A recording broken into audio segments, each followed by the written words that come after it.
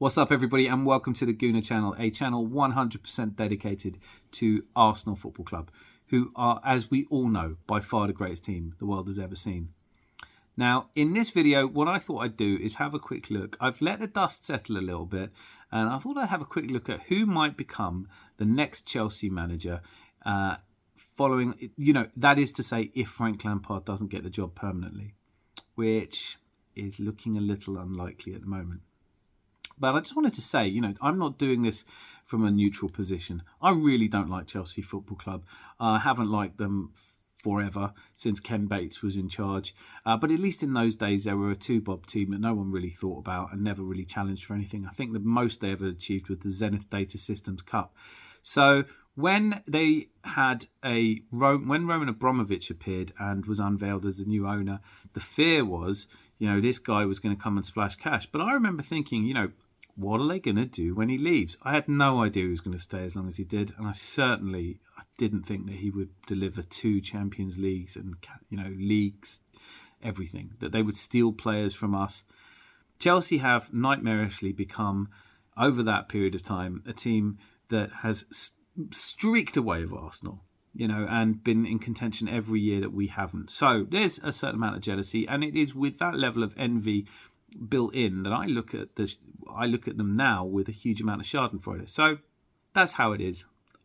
If there's one thing better than being top of the table after Easter, it's being able to look down to 11th to find Chelsea Football Club, yet to accrue 40 points, -2 goal difference with only 8 games to go. It's a special season and one that I'm going to enjoy. But I thought I'd have a quick look at this because it's been interesting to me that ever since Julian Nagelsmann was surprisingly sacked by Bayern, a decision which doesn't look like it was a good idea at this point in time. They're out of the German Cup, and it looks like they're out to City in the Champions League. They did beat Dortmund. They are slightly ahead in the Bundesliga, but if they don't win that, then it does look like a strange sacking. I've already done a video on that. But Julian Nagelsmann, immediately when he was sacked, was linked with the Tottenham job. And I said at the time, I think he's much more likely to take the Chelsea job because it will suit him better. That's with the exception of, his style of play is very much suited to wingers. And if there's one thing that Chelsea have, they've got more red-hot wingers at the moment than you get in a KFC bargain bucket. So it might not suit his style of play, and there might be some having to adjust. However, I do think when Nagelsmann has friends on the board, and he seems like a good fit for Chelsea, especially if Todd Boehly, who kind of promised the Chelsea fans that he would, apart from promising them they'd beat Real Madrid 3-0, and how's that looking?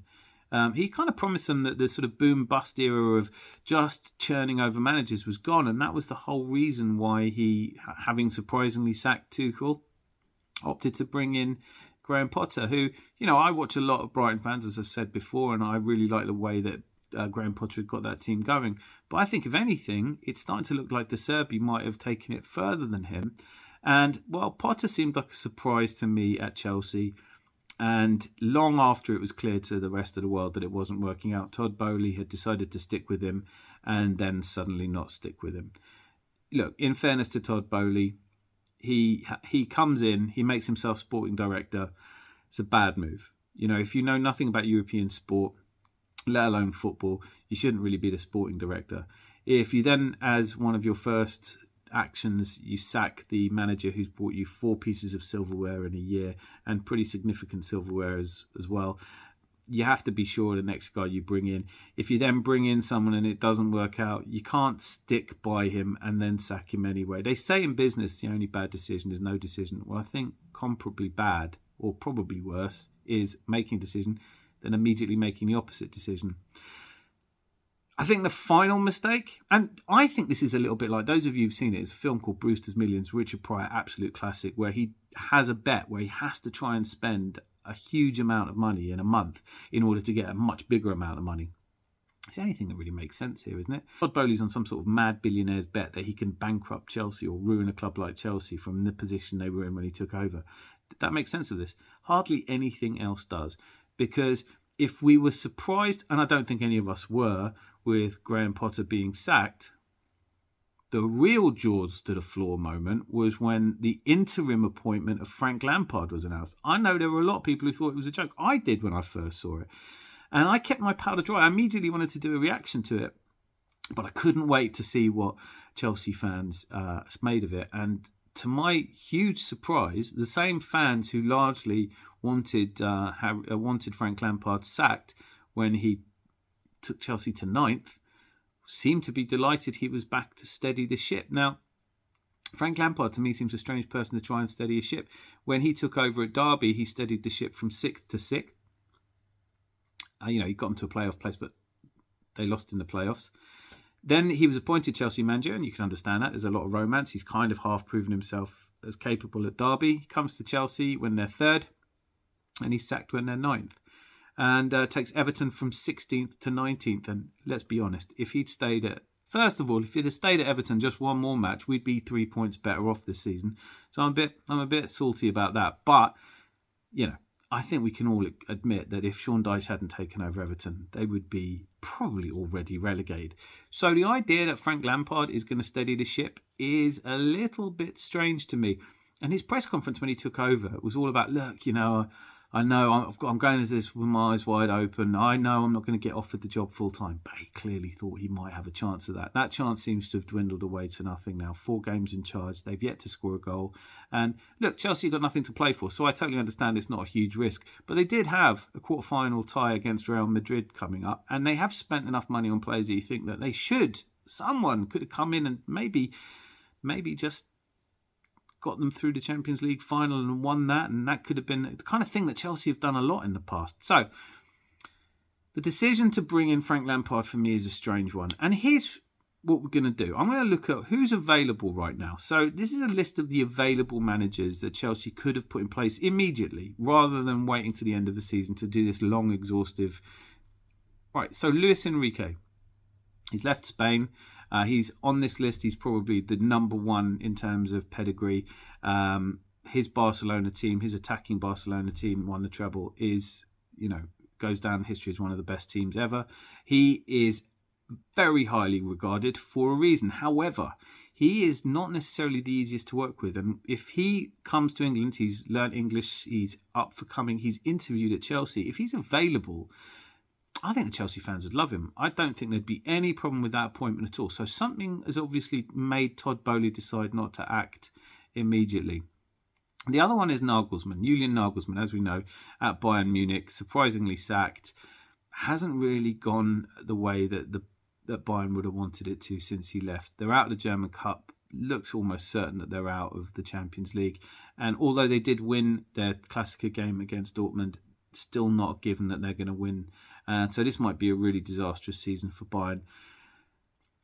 Nagelsmann does have friends in the Chelsea board, apparently. And look, the only thing going against Nagelsmann definitely here is his formations tend not to use wingers. And look, Chelsea got more red-hot wingers than a KFC bargain bucket. So honestly, it may not be the right squad for him.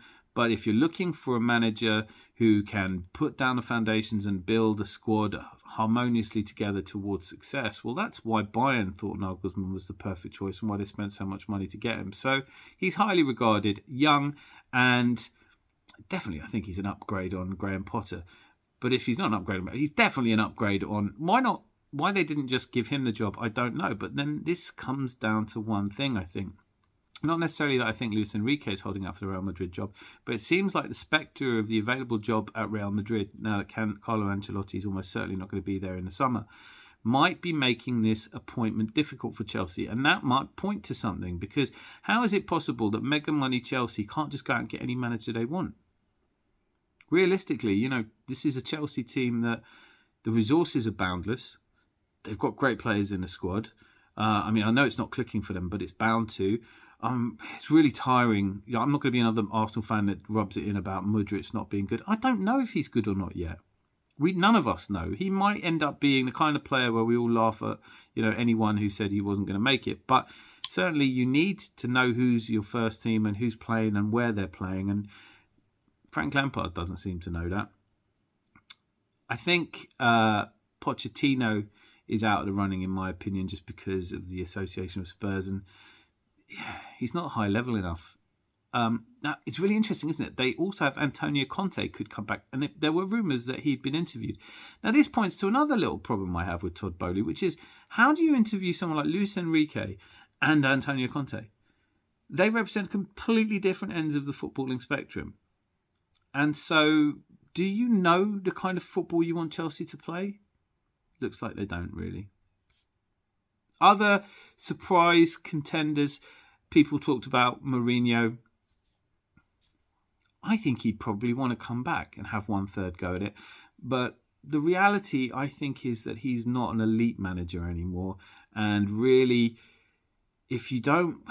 I think one of the reasons Graham Potter was such a pick for Todd Boehly was that Graham Potter doesn't ruffle any feathers. He's just going to come in and be a nice guy. And I'm not trying to say he's a pure yes man, but he's a pure yes man. I am trying to say that, aren't I?